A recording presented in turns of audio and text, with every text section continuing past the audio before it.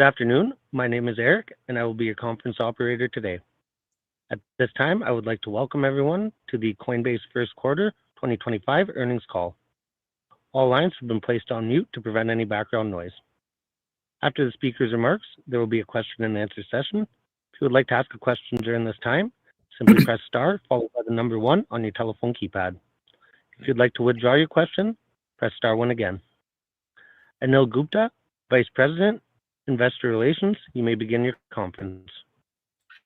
Good afternoon and welcome to the Coinbase First Quarter 2025 earnings call. Joining me on today's call are Brian Armstrong, co-founder and CEO, Emily Choi, President and COO, Alicia Haas, CFO, and Paul Graywall, Chief Legal Officer. I hope you've all had the opportunity to read our shareholder letter, which was published on our Investor Relations website earlier today. Before we get started, I'd like to remind you that during today's call, we may make forward-looking statements which may vary materially from actual results. Information concerning risks, uncertainties, and other factors that could cause these results to differ is included in our SEC filings. Our discussion today will also include certain non-GAAP financial measures. Reconciliations to the most directly comparable GAAP financial measures are provided in our shareholder letter on our Investor Relations website. Non-GAAP financial measures should be considered in addition to, not as a substitute for, GAAP measures. We'll start today's call with opening comments from Brian and Alicia, and then take questions from retail shareholders and our research analysts. And with that, I'll turn it over to Brian for opening comments. Thanks, Anil. Coinbase delivered across the board in Q1. We posted strong financials, rolled out product innovations at a rapid pace, and continued to grow global market share. Financially, we're better positioned than ever to capitalize on the opportunities ahead of us in 2025. As just one example, our Q1 revenue was $2 billion, with $930 million in adjusted EBITDA, demonstrating how resilient our business is even in an uncertain macro environment. Before I dive into the product updates, I want to remind everybody about why Coinbase exists. Coinbase was founded to increase economic freedom in the world. We think cryptocurrency is the most important technology to update the financial system and create that economic freedom for people all over the world. Many people today don't have access to good financial services, and it's holding back progress. Everyone deserves access to basic financial infrastructure, good property, sound money, free from high inflation, the ability to get a loan, make payments without high fees and delays, and to choose what to do with their own money. Greater economic freedom is correlated with all sorts of outcomes we want in society, like higher GDP per capita, self-reported happiness, and income for the bottom 10%. It's foundational to all progress. Now, this ties into all the products we build across multiple customer groups, including retail, businesses, institutions, and developers. And serving these multiple customer groups has the potential to create synergies in our business over time. For instance, our emerging payments business drives volume on our exchange. Or by serving retail, pro, and institutional traders all on one platform, we get more liquidity and order flow on our exchange. We have retail customers who want to spend crypto. We also have businesses who want to accept crypto. That's sparking economic activity. So our goal is to be the #1 financial services platform in the world across each of the customer groups we serve, with crypto rails eventually powering the majority of global GDP. Now let's take a minute to go through some of our product updates in Q1 in service of this broader mission. I'll talk about it in 3 parts. The first one's going to be about driving revenue in our core businesses. The second is going to be creating or driving utility for the next wave of crypto adoption, some of our emerging products. And third is going to be scaling our foundations, primarily around policy and legal outcomes. So for this first one, we're driving more revenue in our core businesses. Let's start with trading. We're continuing to gain share in Q1 in spot and derivatives. We drove over $800 billion in global derivatives trading volume. While still early, this is a significant market share increase driven by our international exchange, where we saw our perps market share increase by over 60%.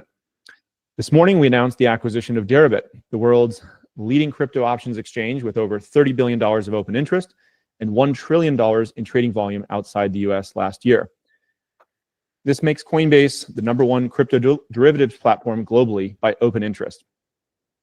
And it's our biggest move yet to accelerate our international roadmap and build out this comprehensive trading platform.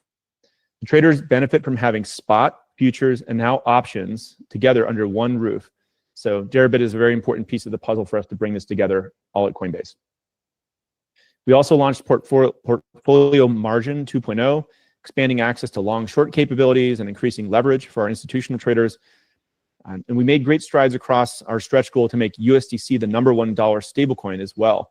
In fact, USDC hit a market cap all-time high of $60 billion in Q1, and the average USDC held in Coinbase products increased 49% quarter over quarter to 12 billion.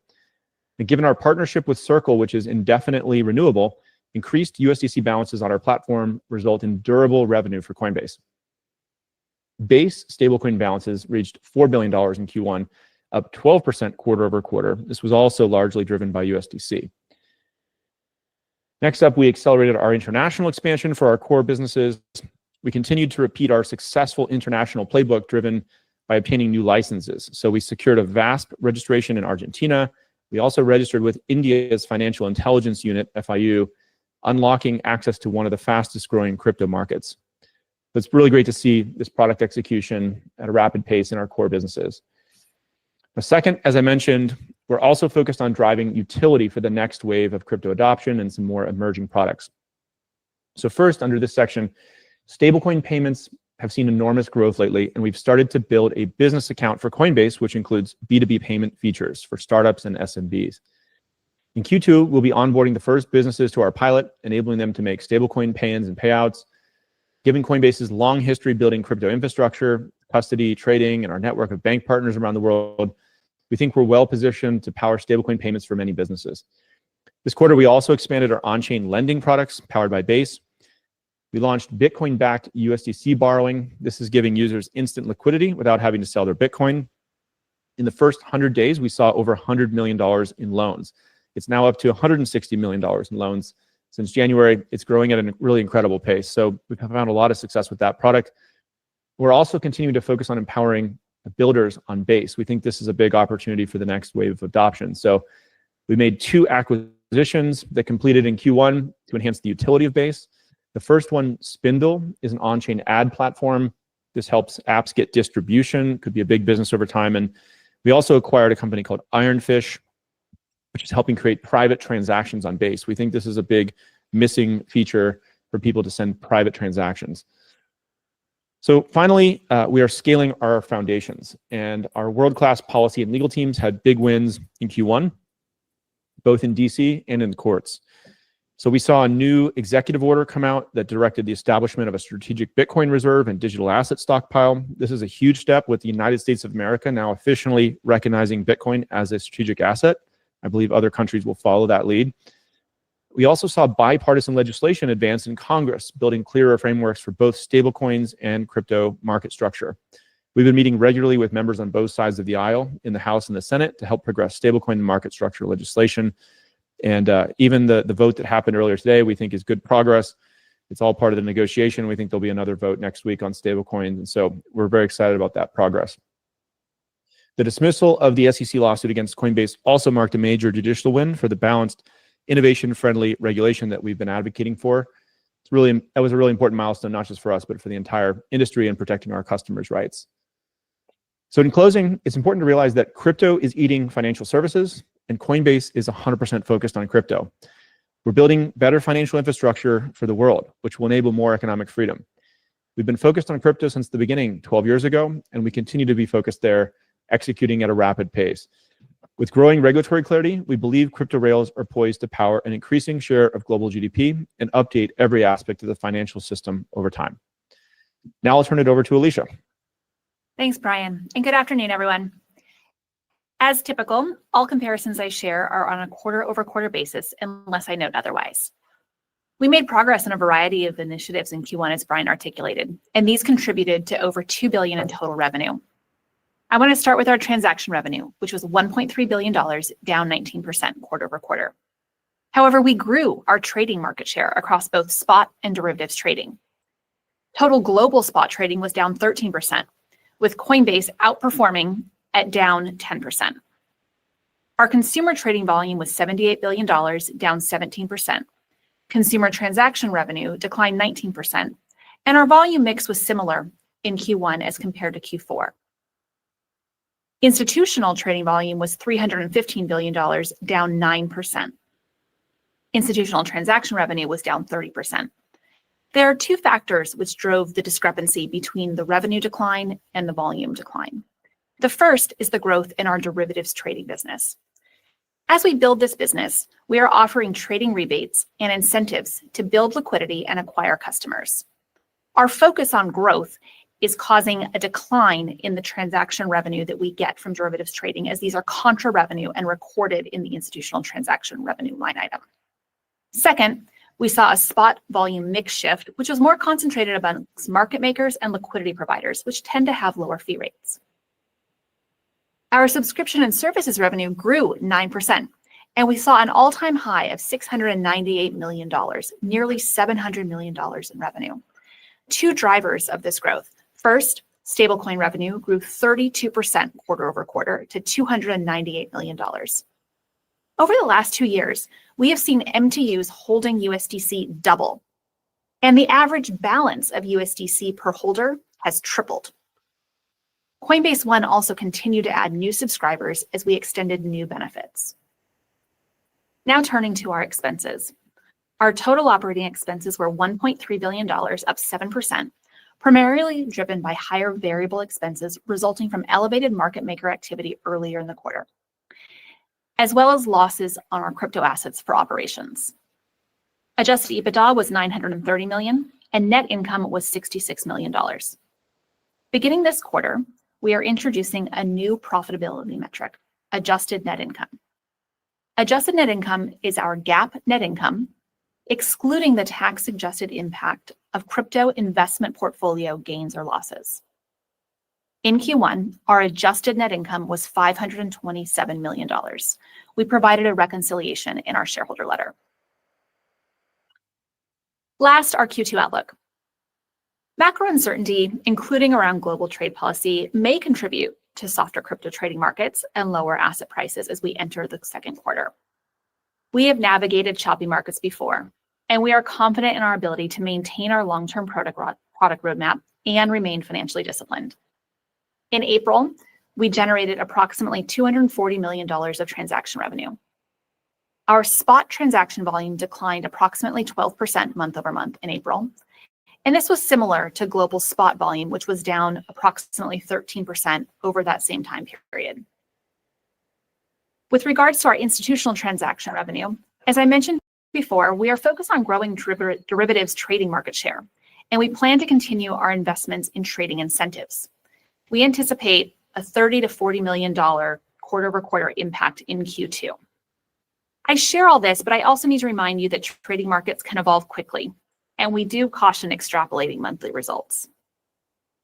We expect subscription and services revenue to be between $600 and $680 million. We expect to see stablecoin revenue growth. However, the main driver of the expected sequential decline is due to Ethereum and Solana prices, which are down approximately 36% and 25% respectively so far in Q2 compared to their Q1 averages. These price declines impact our blockchain rewards and other subscription and services revenue lines. We expect technology and development and general and administrative expenses to be in the range of $700 to $750 million. The quarter-over-quarter decline is mostly driven from lower variable expenses like infrastructure, customer support, and seasonally lower payroll taxes. Lastly, we expect sales and marketing to be in the range of $215 to $315 million. Where we fall in this range will depend on whether we continue to see attractive performance marketing opportunities and on the total USDC balances in Coinbase products, which drives USDC rewards. I'd like to close by touching on this morning's milestone acquisition of Deribit. We are acquiring Deribit for approximately $2.9 billion. This is comprised of $700 million of cash from our balance sheet and 11 million shares of our Class A common stock that we will issue. This is subject to customary purchase adjustments. Deribit has a consistent track record of generating positive adjusted EBITDA, which we believe we will be able to grow as a combined entity. They are a leader in options with 75% global market share, and they've consistently been in a strong position across market cycles with 30 billion of open interest, and they saw 1 trillion of volume in 2024. We expect the deal to close by the end of the year, and upon closing, we expect Deribit to immediately enhance our profitability and add diversity and durability to our trading revenues. With that, Anil, why don't we go to questions? All right, thank you both. So we'll take the top 3 retail questions and then open it up to the analysts. So the first one is, any plans on share buybacks? Alicia? Thanks for that. So last year, our board did authorize a $1 billion share repurchase program with no expiration date.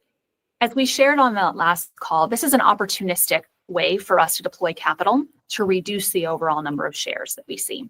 However, we opportunistically look at M&A, and we opportunistically look at many things with our cash. And so the acquisition that we announced this morning, for example, is using $700 million of cash from our balance sheet. And that will have the effect of that we will not issue those as shares.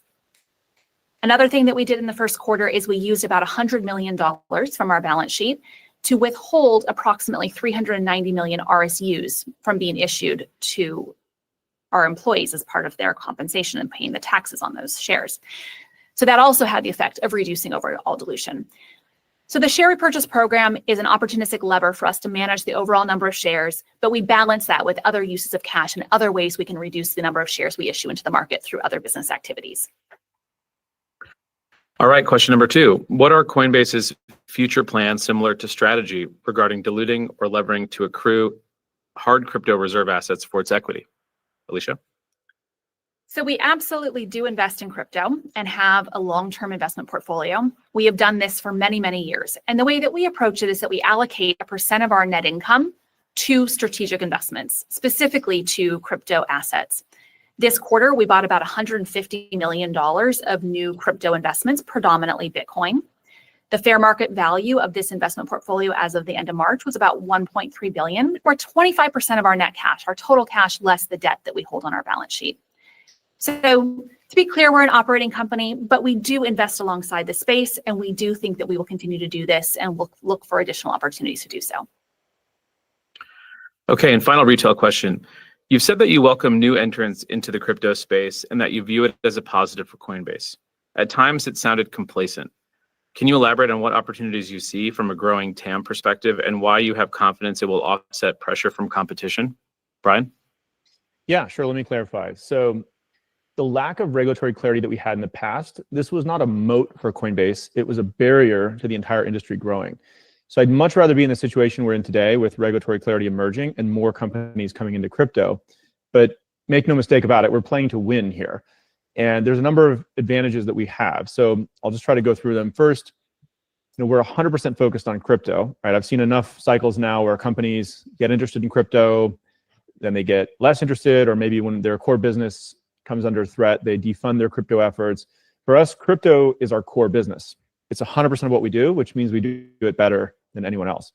Now, second, we've had to solve a lot of hard problems along the way to build crypto infrastructure, which is pretty difficult to replicate. So everything from how do you custody crypto securely with data centers around the world?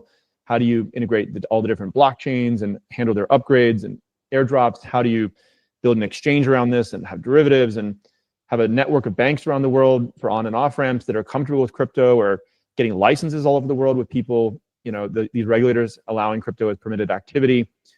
Even just the transaction processing and handling the scale of it, making that timely, staking rewards, et cetera, et cetera. So these are all hard problems to solve across engineering, security, compliance, and it's taken us a long time to build that. We're adding more at a very rapid pace. I don't see others catching up.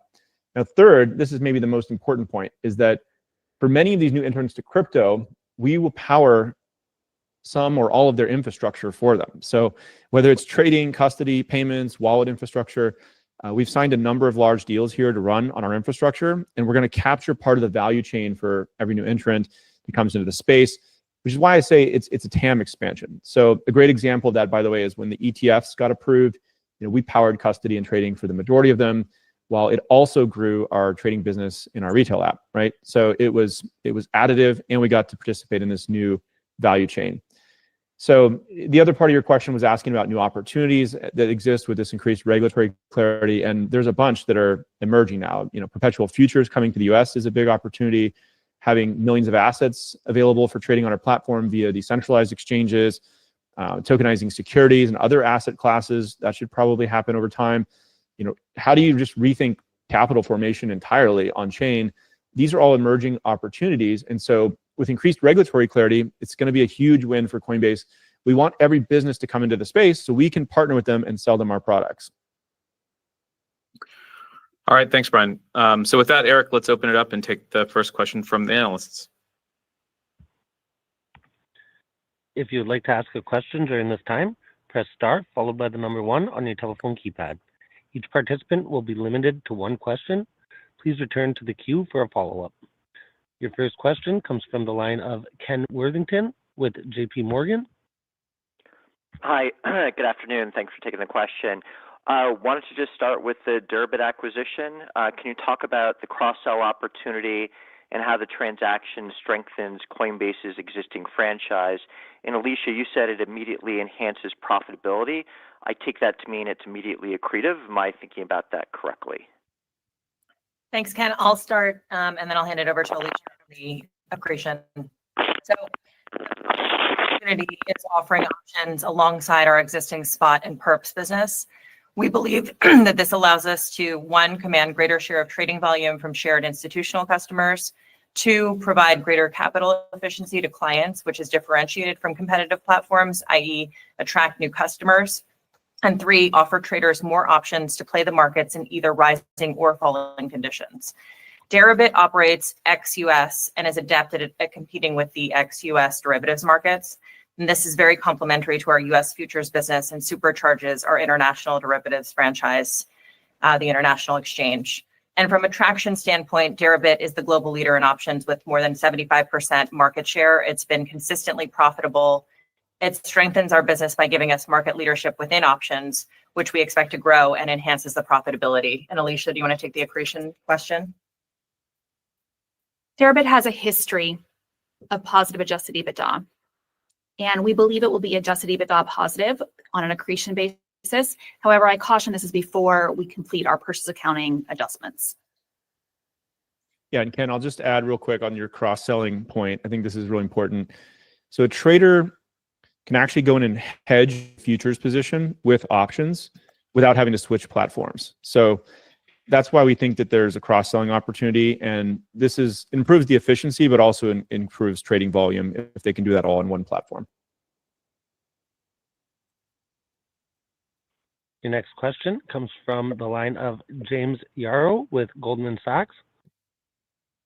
Good afternoon, and thanks for taking the question. So USDC comprises an increasing percentage of overall stablecoin market cap. Perhaps you could just speak to some of the logic behind Binance being added into the USDC partnership along with Circle, and what this means for the USDC TAM. And then perhaps could you also update us on the economics and how that split has changed as a percentage of USDC interest revenue now that Binance is part of the partnership? Great questions. So let me start with the latter, and then we'll talk about the growth. So the commercial arrangement that we have with Circle has been filed as an addendum to our 10K. So you can see the collaboration agreement. In short, what it does is it provides 100% of the underlying reserve income to Coinbase for all of the USDC that we hold in our eligible products. And we have a new disclosure in our shareholder letter where you can see that split. We also then receive a percentage of the off-platform economics. So the waterfall is Circle receives some basis points for their issuer fees for just being the issuer of USDC, maintaining the reserves, and for administrative tasks. We then get 100% on our platform. We then agree with Circle if we are going to share economics with other distribution partners. And in the case of Binance, we did agree because we think that it grows the overall USDC market cap. We think this is beneficial to bring more distribution partners to the ecosystem. We then get 50% of the off-platform, or what is remaining in USDC. And you can see that again in the table that we share in our shareholder letter. So that is the economic arrangement. The rationale for adding distribution partners is we believe that it drives liquidity, it drives global adoption. There are more and more places for customers to onboard and offboard to USDC and to engage in products and services. These network effects, larger market cap, deeper liquidity, more places for customers to exchange, we think is going to drive overall growth and opportunity for USDC. Yeah, maybe I'll just add in here for a minute. So the strategy for USDC to grow is really two things. It is 1, sharing economics with strong partners. And number 2, it's following a compliant approach, right? So USDC is currently the only major stablecoin in Europe, for instance, that complies with MiCA legislation. So if they can share economics and they can follow a compliant approach, we feel that they're going to continue to grow. And it's worth noting that USDC is the fastest growing major US-backed stablecoin right now. So we think they're on a great path. Your next question comes from the line of Devin Ryan with Citizens. Thanks so much. Hi, Brian. Hi, Alicia. Question just around momentum in allowing kind of traditional banks to enter the industry in different capacities, obviously kind of moving towards that. And, on one hand, some could be competitors in certain places, and that gets, a fair amount of press. But on the other side, it would seem like there's still a fair amount that Coinbase can do with this potential customer cohort or partner with, and even potentially even through the partnership with Circle. So I'm curious if you're having conversations directly with this part of the market and just more broadly the view around kind of the opening up of traditional financial institutions into the space, how that could be a positive catalyst for Coinbase. Thanks. Yeah, so I'll start off and then, Emily, Alicia, others, feel free to jump in. So yeah, we think that every major bank is going to be integrating crypto at some point. Like I said, we think it's technology to update the financial system. And we've had conversations with a number of them. We've signed some deals actually, and we can power a variety of things for them. So some of them, it is a custodial solution, right? Others are interested in having a stablecoin solution.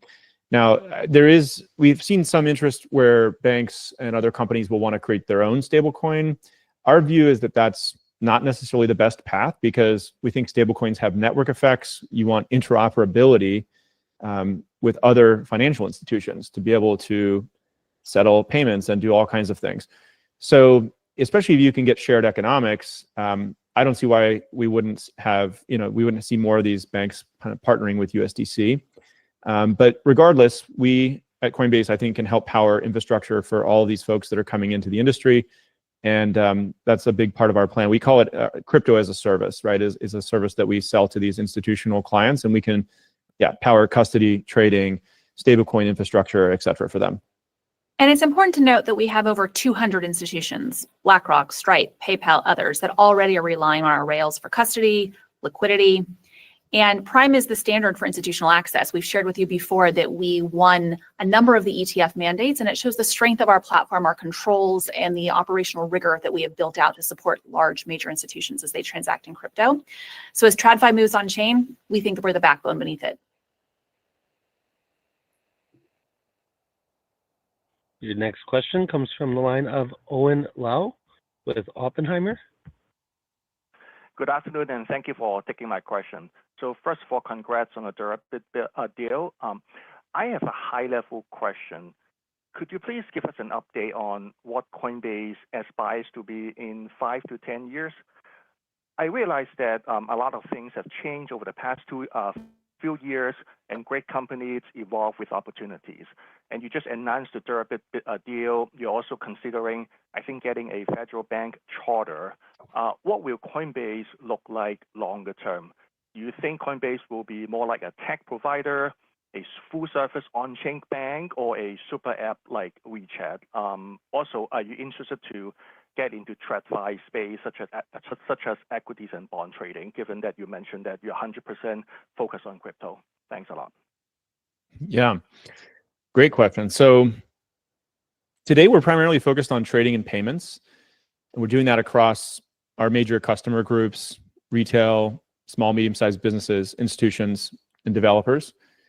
But I think in 5 to 10 years, our goal is to be the #1 financial services app in the world across those customer segments, because we believe that crypto is eating financial services, and we are the #1 crypto company, right? And so that's where we think things are going. You mentioned potentially integrating traditional financial services or TradFi services. I mean, we really want to skate to where the puck is going here and be the best company at building on-chain. And so we think all these asset classes, money market funds, real estate, securities, debt, these are all coming on-chain. And you heard about some of those in our product updates. So we don't necessarily want to look backwards. We want to look forwards and skate to where this opportunity is going.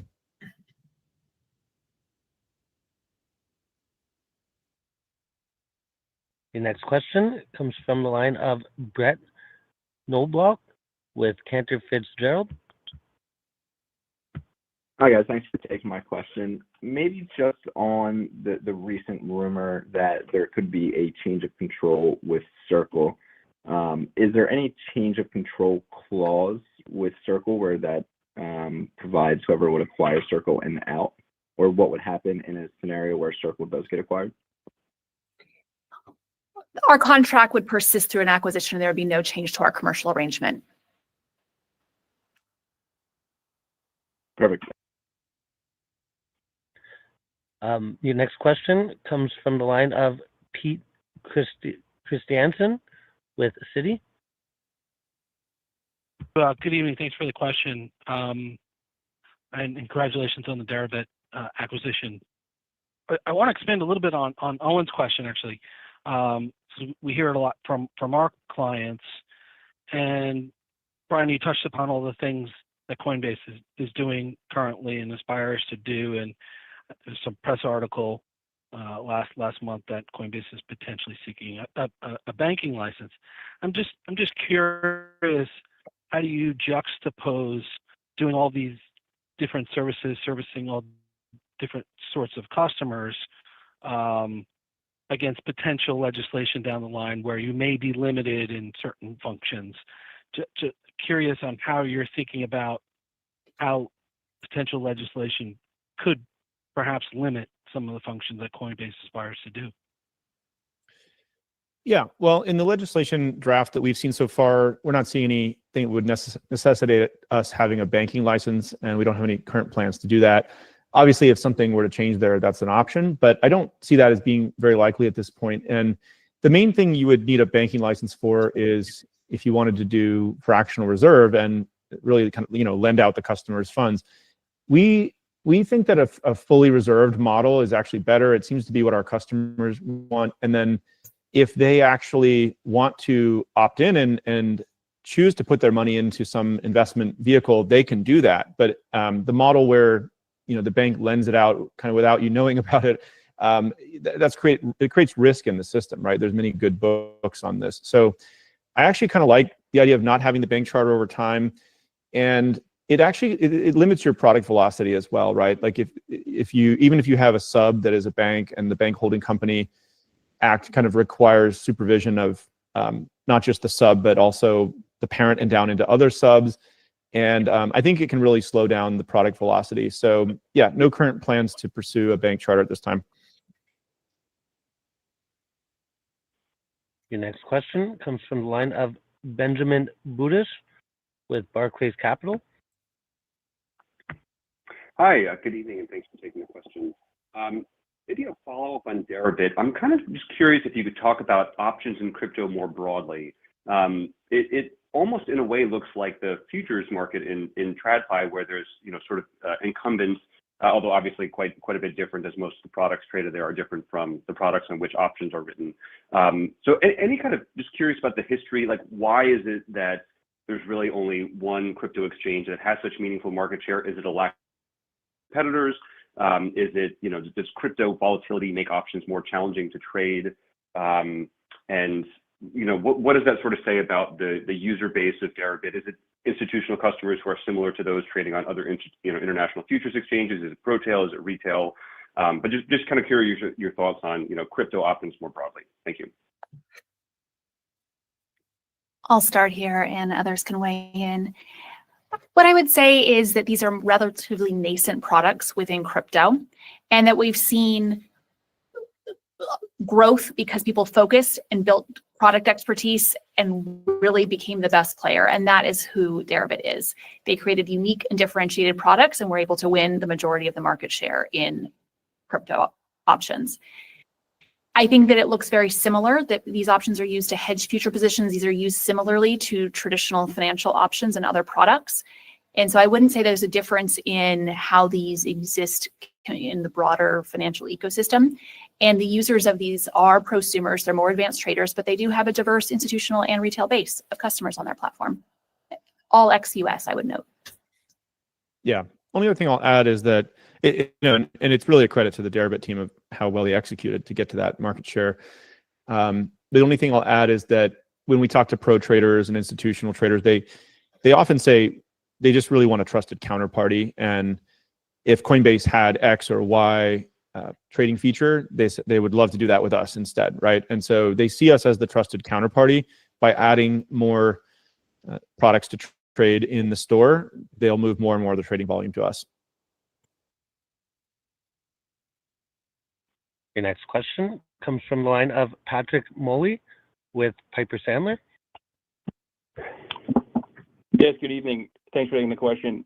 So mine kind of relates to Ben's question, but in light of the Deribit acquisition, I was hoping you could update us on the go-to-market strategy for crypto derivatives broadly in the U.S. And then once you close the Deribit acquisition, how quickly do you think you'll be able to offer those products to U.S. customers?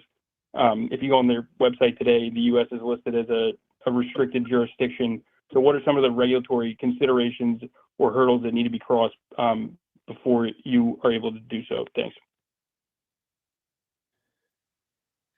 Yeah, I don't know. I mean, I can share a little bit about some of the approvals that are coming up. I mean, we've been working very closely with the CFTC to try and get perpetual futures live in the U.S. That's going to take a little bit longer, but we have one step in the right direction. Actually, tomorrow we're going to be launching 24/7 trading of Bitcoin and ETH futures available in the U.S. So that starts to get a step closer to perpetual futures, not all the way there, but we're going to keep working with them on that. A lot of the go-to-market piece of this is really about going and talking to the top, large volume traders, and they trust Coinbase, but historically we haven't had the exact products that they've wanted to trade for various, we've taken a compliance focused approach, and so it's taken a little bit longer. But I think if we can do that, we'll have a good chance to grow share with them. And in the short term, like Alicia mentioned, we are offering rebates and incentives to get people to come in and try it, and that's why we've seen our share grow in this last quarter. There's lots of new contracts we need to add. We added, I think, 39 new perpetual futures books on our international exchange in Q1, 4 new books in the US. There's some features around improved capital efficiency, like getting higher leverage, expanding the list of collateral that they can use. And I think so far it's working really well. As I mentioned, we've traded over $800 billion in derivatives volume in Q1. So those are just a few thoughts on that. Yeah, and to the question, to reiterate what Brian was saying, we're excited about the new CFTC chair and new chapter in the US. We have to work with them on a path for the US options, but for now, we're really excited about the opportunity internationally for Deribit. Your next question comes from the line of Joseph Vafi with Canaccord. Good afternoon. Thanks for the question. Just wanted to circle back on USDC. I think maybe Alicia or Brian mentioned the amount of USDC per monthly active has kind of doubled over the last year. Just wondering what that means from a P&L perspective. I know there's incentives out there. I know that there's a rev share, but just kind of trying to get to what the bottom line on that means. And, if it's an investment, what the implications are there. Thanks. Thanks for the question. So in our shareholder letter that is on our IR site, we gave a new table that breaks down the USDC and Coinbase products where we get 100% of the underlying reserve income. We also shared the market cap and the revenue that we get from the off-platform USDC. So we generated $298 million of USDC revenue in the first quarter. Against that, we paid out roughly $100 million in USDC rewards. It's important to note that we only pay rewards on the USDC in Coinbase products. And so we have about 26 million in net margin in USDC revenue on products in our platform, and then full margin, 171 million that has no associated rewards that floats the bottom line in terms of margin. And you can see all of that within our disclosures that we've made this quarter. The next question comes from the line of Dan Dolev with Mizuho. Thanks, guys. Really nice results and nice quarter. Just wanted to ask on the USDC rewards specifically in terms of the opportunity there. What you're seeing seems like a big opportunity for the long term. So any color there would be great. Thank you. What we see is that when we pay rewards, customers are more engaged with products and services on our platform. So we grew balances nearly 50% this quarter. So we now have about 12 billion in, on average, USDC within our products. That's up 49% quarter over quarter. We're seeing, as I mentioned on my comments, over the last 2 years, the number of MTUs that hold USDC has doubled. Their balances have tripled. And what we're seeing then is those customers trade more often. They engage with other products and services. We've more deeply integrated USDC on our platform. So it is the match pair, for example, in our international derivatives exchange. This is driving USDC in that platform with institutional customers. Base had 4 billion of USDC. So as we deeply integrate this, we are generating the flywheel of distribution of USDC and building those balances on our platform and driving growth of the overall ecosystem.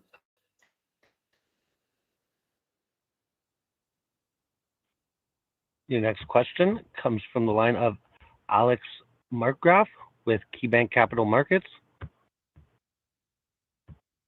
Hey everyone, thanks for taking my question.